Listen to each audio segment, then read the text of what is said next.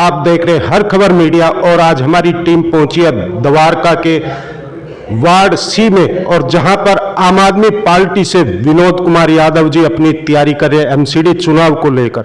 तो हम विनोद कुमार यादव जी से जानना चाहेंगे आखिर उनकी जो राजनीति शुरू हुई वो कहां से हुई, या इससे पहले भी किसी पार्टी में इन्होंने चुनाव लड़े या निर्दलीय लड़े। विनोद जी, सबसे पहले हम जानना चाहेंगे कि आप राजनीति में आए किसी पार्टी के साथ जुड़े थे या फिर निर्दलीय आए थे, कैसे विचार बना? क्योंकि आप स्कूल भी पहले चलाते थे, बच्चों को पढ़ाते थे, शिक्षा के उसमें थे। देखिए, राजनीति में जो मेरा आने का उद्देश्य है, समाज सेवा मैं बचपन से ही करता रहा हूँ। माँ बाप ने ऐसे संस्कार दिए हैं और मेरी मन में हमेशा से इच्छा रही है कि मैं समाज सेवा में लगा रहूँ, लोगों के कार्य करूँ। उसी के तहत मैंने समाज सेवा कार्य शुरू किया और मुझे महसूस हुआ कि जो मैं सेवा करना चाहता हूँ लोगों की, वो मेरे उसके लिए धन पर्याप्त नहीं है। तो मैंने विचार बनाया कि जब मेरा साझा राजनीति में होगा, सरकारी खजाने में होगा, तो मैं लोगों की बेहतर सेवा कर सकता हूँ। उसी के तहत मैंने राजनीति में आने का फैसला किया। 2007 में मैंने निगम का चुनाव इंडिपेंडेंट लड़ा, 2008 में मैंने विधानसभा लड़ा बहुजन समाज पार्टी से, और 2017 में मैंने कांग्रेस से फिर निगम का लड़ा। दुर्भाग्यवश अभी तक सफलता नहीं मिल पाई है और वर्तमान में मैं आम आदमी पार्टी का सिपाही हूँ और द्वारका सी वार्ड से तैयारी कर रहा हूँ। मुझे मौका मिलेगा तो मैं ज़रूर जितनी मुझसे बन पड़ेगी बेहतर से बेहतर सेवा करने की कोशिश करूँगा। विनोद कुमार यादव जी, आपने दो पार्टियों से चुनाव लड़ा, निर्दलीय भी आपने लड़ा। यहाँ पे हम बात करें द्वारका वार्ड या इसी विधानसभा की, इससे आपने चुनाव लड़ा। वो तो एक यहाँ की जनता है नहीं आपको पहचान पाई, मगर आप शुरू से एक समाज सेवा करते रहते, 24 घंटे लोगों की सेवा में खड़े रहते। फिर क्या कमियां उन चुनाव में नजर आई? क्योंकि 3 चुनाव आप लड़ चुके, आपको मेरे हिसाब से सारा एक्सपीरियंस अब तक हो चुका होगा और अब फिर आपकी तैयारी है। और अब अगर हम बात करें, पहले दिल्ली में झाड़ू चली, अब पंजाब में झाड़ू चली और गोवा में भी एंटी शुरू हो गई, तो क्या कहना चाहेंगे इन सभी बातों को लेकर? देखो, ऐसा नहीं है, मुझे तीनों बार बहुत अच्छे वोट मिले और उस वोट के कारण ही मेरा हौसला बार बार बढ़ता रहा कि मैं दोबारा से जाऊं।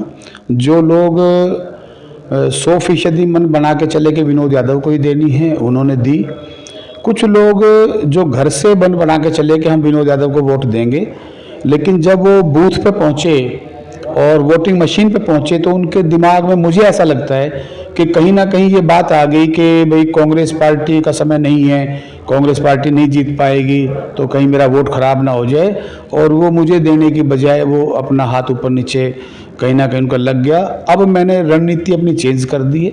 मैं घर घर जाके लोगों से मिल रहा हूँ, उनको समझा रहा हूँ कि भाई आप मेरी तरफ देखिए, मुझे समझिए। तो लोगों को समझ में आ रहा है। आम आदमी पार्टी का ग्राफ भी इस वक्त बहुत ऊंचा है। जहां मैं जाता हूं लोग मुझे बहुत सम्मान दे रहे हैं, बहुत आदर दे रहे हैं और एक ही बात कह रहे हैं कि विनोद जी, इस बार आप टिकट लेके आओ, निश्चित तौर से हम आपको विजय बना के भेजेंगे।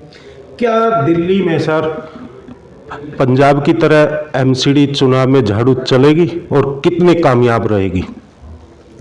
आपने केजरीवाल जी का इंटरव्यू देखा होगा, उन्होंने बताया था कि हम 250 प्लस सीट लेके आ रहे हैं।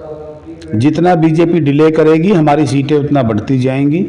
और वैसे भी आज आप पूरी दिल्ली के अंदर आप जाते हैं, पूरी दिल्ली के अंदर आप घूमते हैं, तो आप महसूस भी कर रहे होंगे कि आप जहां भी जाएंगे आपको आम आदमी पार्टी की लहर, झाड़ू की लहर आपको नज़र आएगी।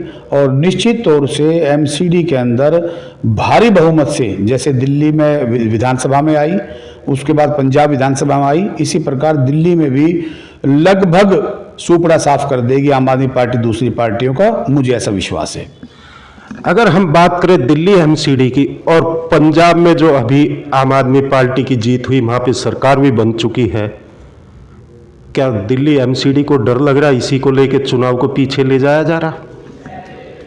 मैं तो ऐसे ही महसूस करता हूं कि भाजपा डर चुकी है कि कहीं दिल्ली में एमसीडी में हमारा सुपड़ा साफ ना हो जाए, इसी वजह से देरी कर रही है। ये गलती इन्होंने 2013 में भी करी थी, जब 49 दिन की केजरीवाल जी की सरकार बनी थी।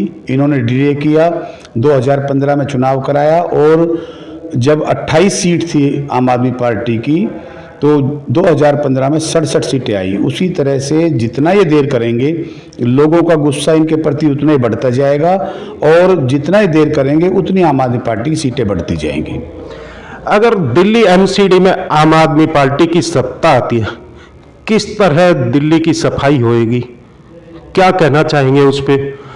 क्या दिल्ली में एमसीडी में आपको भी लगता है भ्रष्टाचार हो रहा 15 साल से, या जो झाड़ू आएगी वो भ्रष्टाचार या गंदगी किस तरह साफ कर पाएगी, और किन मुद्दों के साथ आप यहाँ वार्ड की जनता के पास जा रहे, किन मुद्दों को लेके आएंगे जो यहाँ वार्ड की जनता है उसकी समस्या को दूर करेंगे? देखिए, जो एमसीडी का मुद्दा है, सबसे बड़ा मुद्दा है भ्रष्टाचार। एमसीडी में बीजेपी ने 15 साल से खूब भ्रष्टाचार फैलाया है। आम आदमी पार्टी का सबसे पहला मुद्दा है भ्रष्टाचार मुक्त दिल्ली करना, तो हमारा पहला एजेंडा तो ये रहेगा। दूसरा, मैं अपने द्वारका सी वार्ड की ही बात करूं तो हम देखते हैं कि द्वारका सी वार्ड के अंदर जगह जगह गंदगी के ढेर लगे हुए हैं। हम जो एमसीडी के काम होते हैं, हमें मौका मिलेगा तो हम निश्चित तौर से दिल्ली की भ्रष्टाचार से भी सफाई करेंगे और दिल्ली को स्वच्छ बनाएंगे। क्लीन दिल्ली, ग्रीन दिल्ली का नारा देंगे और उसको स्वच्छ करेंगे एकदम। जी, विनोद यादव जी, चलते चलते द्वारका वार्ड सी की जनता को क्या मैसेज देना चाहेंगे? क्योंकि होली के त्योहार पे आपने भी देखा होगा पंजाब की जीत की खुशी मनाई गई।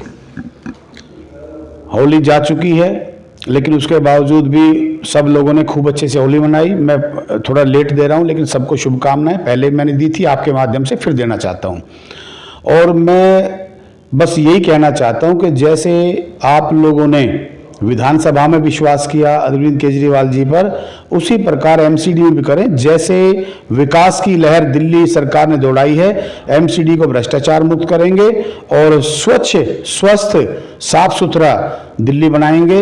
और सब बढ़ चढ़कर आम आदमी पार्टी को मदद करें, सपोर्ट करें, वोट के रूप में भी, और हर प्रकार से आम आदमी को सपोर्ट करें। ये मैं जनता को अपनी भी कहना चाहता हूँ। तो जैसे कि अभी हमने आपको सुनाया, विनोद कुमार यादव जी जो द्वारका वार्ड सी से अपनी तैयारी कर रहे चुनाव की एमसीडी की, पहले भी इन्होंने चुनाव लड़े वो भी बताया, मगर जो पहले कमियां रह गई थी उनको इन्होंने समझ भी लिया और अब के वो दूर हो जाएंगी।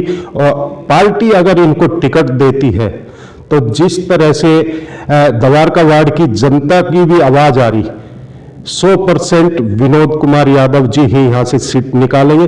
बाकी अभी एमसीडी कुछ डिले हो चुके हैं चुनाव, अब देखते हैं कब तक टिकट की घोषणा होगी और पार्टी किसको टिकट देती है। अगर विनोद कुमार यादव जी को टिकट मिलती है द्वारका वार्ड सी से, तो ये तो निश्चित है, जैसे कि हम भी घूमते रहते हैं वार्डों में, जनता की जो आवाज है, विनोद कुमार जी का नाम सबसे आगे दौड़ में है। और बाकी समय बताएगा कि आखिर जनता किसके पास जाएगी। फिर हम आएंगे नए मुद्दों के साथ विनोद कुमार यादव जी के पास और फिर करेंगे नए मुद्दों पे चर्चा। आप देख रहे हर खबर media, Azad Tomar. Like, share and comment. To subscribe this channel, please press the bell icon.